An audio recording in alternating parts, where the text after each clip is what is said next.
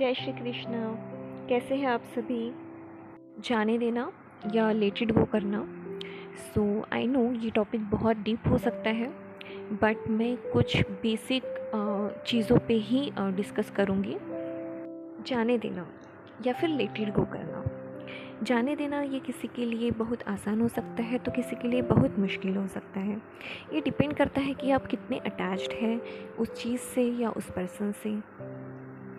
Let it go करना ये कुछ लोगों के लिए बहुत मुश्किल होता है, एंड शायद वो इसलिए कि वो इमोशनली बहुत अटैच्ड होती है किसी भी चीज़ से या किसी पर्सन से। तो जितना मैं समझती हूँ कि हमें क्यों लेट इट गो करना चाहिए चीज़ों को, तो किसी के अच्छे के लिए हमें उसे जाने देना चाहिए। इनफैक्ट हमारे पीस ऑफ माइंड के लिए हमें उन्हें जाने देना चाहिए। एंड ऑब्वियसली जब हम किसी चीज़ को छोड़ते हैं या किसी चीज़ को जाने देते हैं तो अब हमारे पास नई अपॉर्चुनिटीज़ आती है। तो इसे अपनी लाइफ में नई अपॉर्चुनिटी क्रिएट करने का एक रास्ता समझ लीजिए। जब हम लेट इट गो कर रहे होते हैं किसी भी इंसान या पर्सन को, जब हम जाने दे रहे होते हैं, तब हम उस इंसान से या उस चीज़ से अटैच्ड होते हैं जो कि डिटैचमेंट की ओर लेके जाता है। सो इन a healthy way, in a positive way, हम कैसे डिटैचमेंट प्रैक्टिस कर सकते हैं इसके हम कुछ सिंपल से टिप्स देखेंगे। तो ये कुछ basic and very basic tips हैं जो आपको डिटैचमेंट में थोड़ी हेल्प करेगी। बट आपको और हेल्प चाहिए है तो फिर आप किसी काउंसलर की सलाह ले सकते हैं। आप अपनी सिचुएशन के हिसाब से डिसाइड कर लें। तो आइए अब हम कुछ टिप्स देखते हैं। सबसे पहले तो ओवरथिंक करना बंद कीजिए।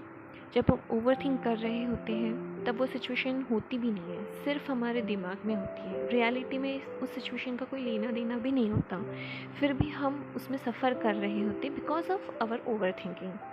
सो ओवरथिंक करना बंद कीजिए। आप अपने थॉट्स या बिलीव्स उस पर्सन के ऊपर पुश करना बंद कीजिए और उसे एज इट इज़ एक्सेप्ट कीजिए एंड जाने दीजिए। ओवर थिंकिंग को कम करने के लिए आप कुछ चीज़ें कर सकते हैं, जैसे योगा कर सकते हैं। आपको एक्सरसाइज करना पसंद है, आप वो कर सकते हैं। मेडिटेशन कर सकते हैं। अपने ब्रीदिंग टेक्निक्स के ऊपर काम कीजिए। देन आप सुबह जल्दी उठिए, अपना डेली रूटीन थोड़ा चेंज कीजिए। सुबह जल्दी उठ के वॉक पे जाइए। जितना सनलाइट में, नेचुरल लाइट में आप जितना रह सके उतना रहिए। नेचर से कनेक्ट कीजिए। तो ये सारी चीज़ें आप ओवर थिंकिंग को कम करने के लिए कर सकते हैं। आप फिर नए हॉबीज़ डेवलप कर सकते हैं, जैसे कोई लैंग्वेज सीखना या फिर स्केचिंग करना, पेंटिंग, आपको जो भी चीज़ें पसंद हो, डांस करना, आप वो ट्राई कर सकते हैं। अपने काम के ऊपर ध्यान दीजिए। अपना एक बेसिक सा हेल्दी सा रूटीन बनाइए। जब भी आपको लगे कि आप ओवरथिंक कर रहे हैं, आप नाम जाप शुरू कर सकते हैं। ये भी आपको बहुत हेल्प करेगा।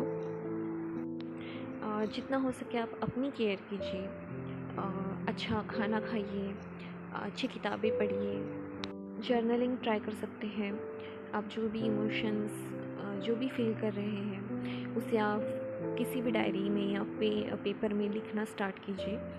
इससे भी आपकी ओवर थिंकिंग काफ़ी हद तक कम हो सकती है। अगर आपकी रीडिंग हॉबी है तो आप अच्छी किताबें पढ़ सकते हैं। एंड अच्छी किताबें पढ़ना ये बहुत अच्छा डिसीजन हो सकता है आपके लिए।